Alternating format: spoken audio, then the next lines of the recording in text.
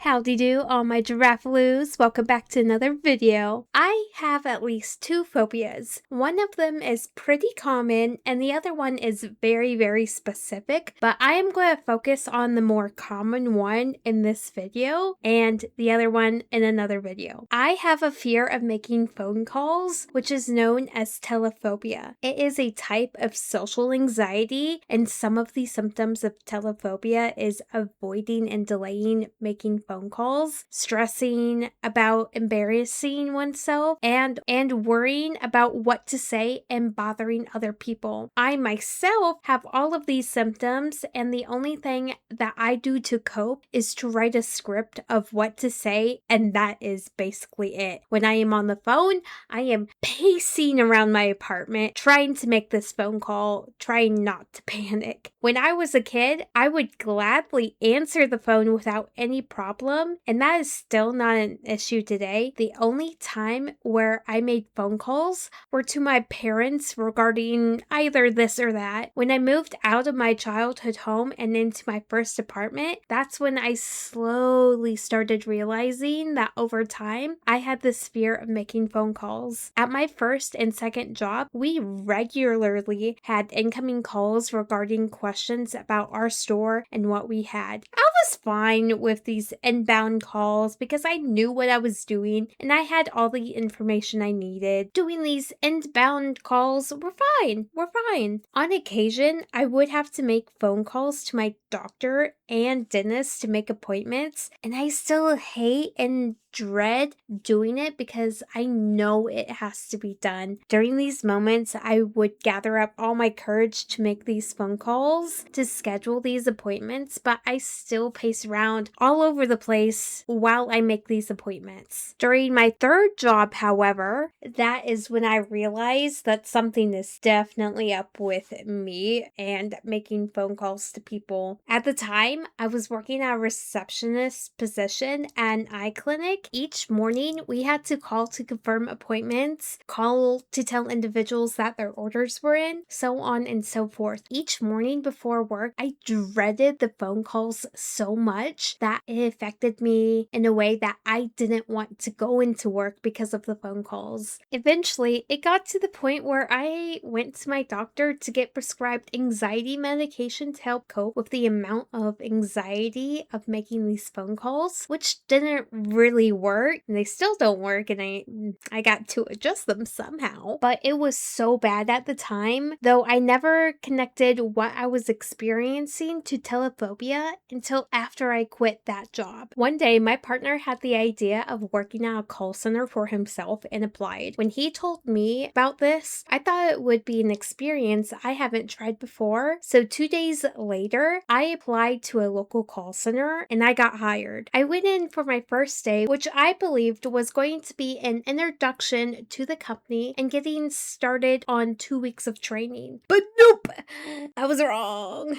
I was so very wrong. They spent around 2 hours giving us our login information, which took an hour and a half, and the other 30 minutes was telling us where to grab index cards of business names and addresses with no other information, and how to set up appointments for 20 different businesses that will be changed weekly, which was the same for all of them. We only practiced once during that 2-hour period before they put us on the floor. I understood absolutely nothing about what I was telling people, nor how to get them into whatever business wanted appointments. When I sat at the desk I was supposed to work at, I had an extreme anxiety attack that lasted hours after my shift. This is when I realized it was an outbound calling center. This is where the term telephobia actually came to me, and it took me 6 to 10 minutes to calm down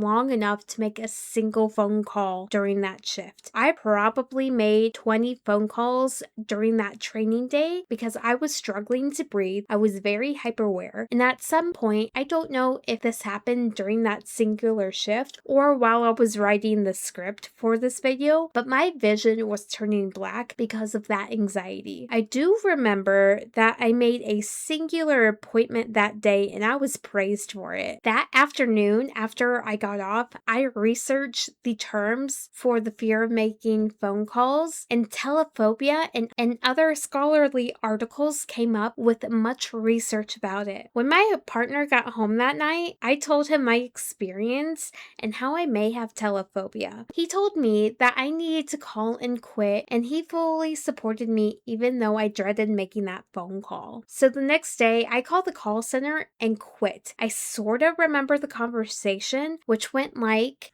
"Hi, my name is Ash. I hate to do this, but I do not think I can handle the responsibilities of this job site. I am quitting." Are you sure? It hasn't even been a day. Yes, I'm absolutely sure. I know I cannot give you the best of my abilities at this call center. All right, I'll let the team know. Thank you. It was a pretty short phone call, but gave me instant relief and a little bit of guilt for quitting on them. But I knew it was for my sake and for my mental health that I quit. The next job, I was required to make phone calls, and it was at a portrait studio. We had to make phone calls to confirm appointments and try to get people to come in to take photos of any milestones they may have, like first birthdays, second birthdays, graduations. You get the picture. Portrait studio, you get the picture. Okay, I'll shut up now. This one, I was a tad more confident in doing, but it was still difficult. This time, I actually knew what I was doing, but if I was alone at the studio, I wouldn't make these phone calls because of my telephobia. Nope, I'm good.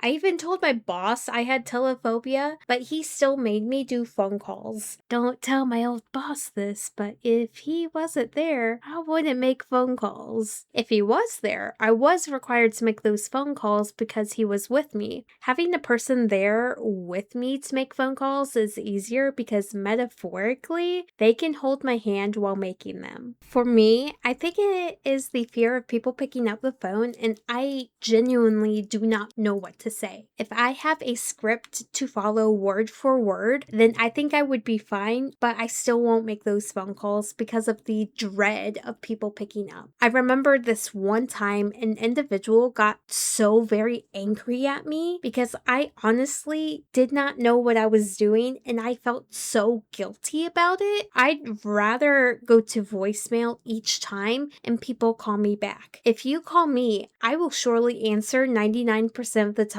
but if I have to call you, I won't. I really won't. So having telephobia is a major hurdle for me with the career I am going into, and I would prefer an email instead so that there is at least a paper trail just in case something goes wrong. I know I will have to work on it on my own in therapy after I work through all the other traumatic stuff I've went through. That is on my to-do list. But that's for another video. If you send me an email, I for sure will send you an email back because I know I have time to think of a reply and make it appropriate for the context. Text messages, on the other hand, I am not really reliable with those, to be honest. This has been my experience of telephobia. Also, writer, why don't you tell me you're a receptionist? You don't know what I'm up to when you're not home. Maybe I should reinvest my money into some more security cams to keep an eye on you. That's unfair. I want to sneak out and do fun things, like playing with my buddy next door. Stay tuned for that future video about my phobia of toilet snakes, because that video is a funny story that needs a video of its own. Did you say toilet snakes? Yeah.